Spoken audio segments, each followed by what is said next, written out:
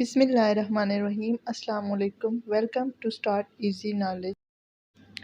Today my topic is long and short, or we also can say tall and short.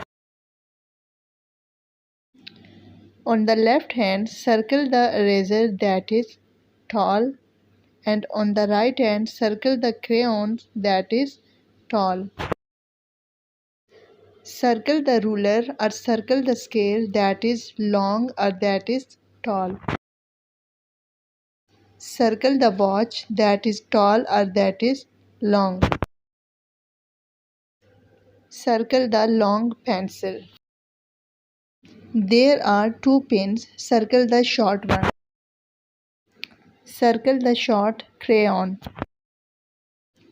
Which horse is short? Circle it. Circle the sun that is short. Which eraser is short? Circle it.